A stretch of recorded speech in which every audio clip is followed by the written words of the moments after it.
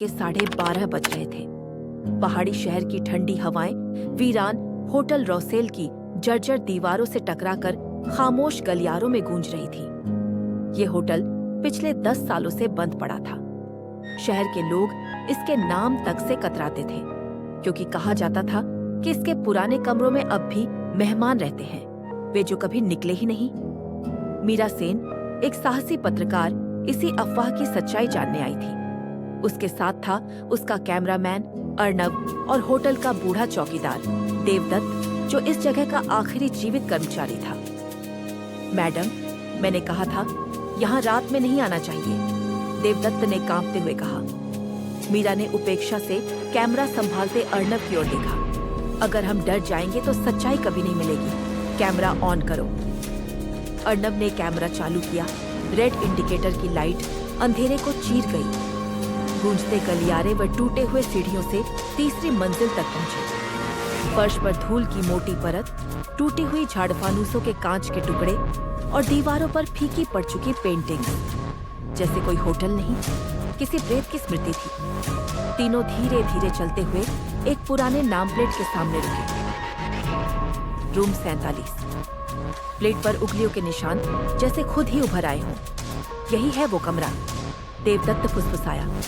ये दरवाजा मैंने 10 साल से नहीं खोला, उस रात के बाद कभी नहीं। कौन सी रात? अर्नब ने पूछा, कैमरा उसकी ओर घुमाते हुए। देवदत्त की आंखों में डर चमक गया। जिस रात मिस आलिया बर्मन मरी थी, उन्हें आखिरी बार इसी कमरे में देखा गया था, अपने जैसी दूसरी औरत के साथ। मीरा ने चौंक कर कहा, अपने जैसी दूसरी औरत? हाँ, देवदत्त बुदबुदाया। कहते हैं कि वो औरत बिल्कुल आलिया जैसी थी। पहला दरवाजा मीरा ने धीरे से दरवाजे का हैंडल घुमाया। चरमराहट ने गलियारे की खामोशी तोड़ दी। भीतर धुंधल का था। जर्जर फर्नीचर, पर्दों पर फफूंदी और दीवार पर एक टूटा आईना। अर्नब कैमरा उठाकर फोकस करता गया। सब ठीक लग रहा है, उसने झूठी हिम्मत से कहा। लेकिन कैमरे की स्क्रीन कुछ और बता रही थी। स्क्रीन पर 4 परछाइयां दिख रही थी, मीरा, अर्नब, देवदत्त और एक चौथी आकृति जो मीरा के पीछे से गुजर रही थी, पर असल में वहां कोई नहीं था। अर्नब, कैमरा नीचे करो। मीरा की आवाज कंपन में बदली। कुछ रिकॉर्ड हुआ है, उसने कहा और कैमरा उसकी ओर मोड़ा। रिकॉर्डिंग में एक फ्रेम दिखा। कमरे के कोने में खड़ी एक महिला, ठीक मीरा जैसी, चेहरा धुंधला पर कपड़े वही। यह मजाक नहीं हो सकता, अर्नब फुसफुसाया। देवदत्त घबराकर पीछे हट गया। मैंने कहा था, यह जगह अपशकुनी है। अतीत का रहस्य मीरा का दिमाग अब रिपोर्टिंग मोड से भय में बदलने लगा था, मगर उसने खुद को संभाला। आलिया बर्मन का रिकॉर्ड निकालो, उसने लैपटॉप ऑन करते हुए कहा। फाइलें खंगालते हुए उसे पुराना समाचार मिला।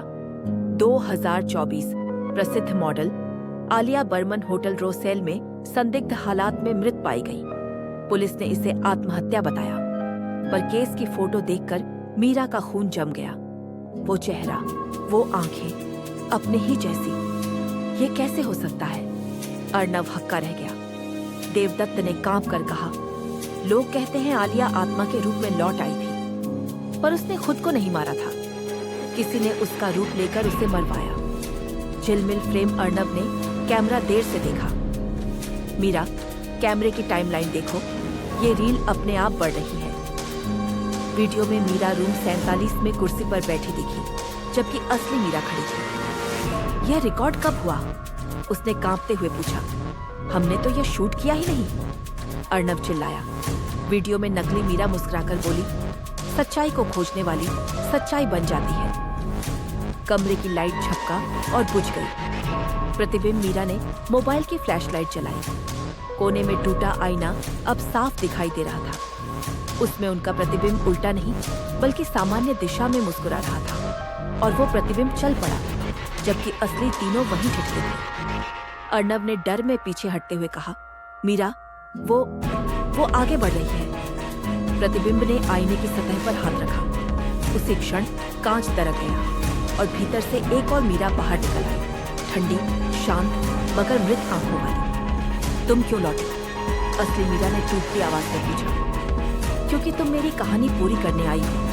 नकली मीरा बोली, मैंने भी यही कहा था जब मैं यहाँ आई थी। फर्क बस इतना है कि तुम अब बाहर नहीं जाओ। तीसरा व्यक्ति देवदत्त दरवाजे की ओर भागा, पर दरवाजा अंदर से अपने आप बंद हो गया। मदद करो, दरवाजा बंद है। उसकी चीखें गलियारे में गूंज गई। मीरा और अर्णव ने पीछे देखा। नकली मीरा अब देवदत्त के पास पहुंच चुकी थी। उसने बस उसका कंधा छुआ और वह वहीं गिर पड़ा, आंखें स्थिर, जैसे किसी ने उसकी आत्मा खींच ली हो। भागो, मीरा ने अर्णव से कहा और खिड़की की ओर भागी। लेकिन जब उसने बाहर देखा तो पूरा गलियारा बर्फ सा सफेद था और हर दरवाजा रूम 47 लिखा दिख रहा था। हर दिशा में वही कमरा। रिकॉर्डिंग का अंत। अर्णव ने कैमरा फेंक दिया, लेकिन लेंस खुद मुड़कर मीरा पर टिक गया। स्क्रीन पर अब 2 मीराएं थीं, एक असली, दूसरी उसकी प्रतिबिंबित परछाई। तुम असली कौन हो? अर्णव चिल्लाया। मैं हूं, दोनों ने एक साथ कहा। अगले ही पल दोनों मीराएं टकराईं और काले धुएं का गुबार पसरा। जब धुआं छुंटा, वहां केवल एक मीरा खड़ी थी। धड़कनों का शोर चुप्पी में बदल गया। नया उद्घाटन 2 दिन बाद होटल रोसेल फिर चर्चा में आया। स्थानीय पुलिस ने खबर दी। जर्नलिस्ट मीरा सेन और उसके साथियों का कोई पता नहीं चला। बस एक कैमरा मिला है। कैमरे में आखिरी फ्रेम में दिख रही महिला ने लेंस की ओर देखा, मुस्कुराई और कहा, मैं हूं मीरा सेन और आज मैं आपको दिखाने वाली हूं रूम 47 का रहस्य। फिर कैमरा अपने आप बंद हो गया। अंतिम दृश्य 1 महीना बाद टीवी चैनल न्यूज फ्रंटलाइन ने नया कार्यक्रम शुरू किया। सुबह 9 बजे एंकर मीरा सेन रोज स्क्रीन पर आती थी। लोग हैरान थे।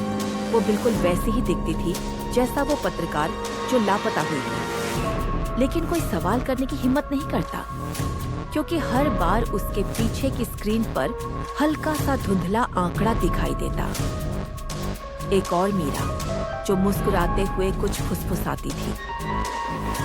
रूम 47 अब कभी बंद नहीं होगा। अगर आपको ये कहानी पसंद आई हो तो लाइक, शेयर एंड सब्सक्राइब कीजिए और उसके साथ ही कमेंट कीजिए कि ये कहानी कैसे लगी और अपने दोस्तों के साथ जरूर शेयर कीजिए। हम हर ट्यूसडे और फ्राइडे को रात के 9 बजे हॉरर स्टोरी अपलोड करते हैं, तो अगले वीडियो का इंतजार कीजिए और इस वीडियो को हो सके उतना वायरल कीजिए। मिलते हैं अगले वीडियो।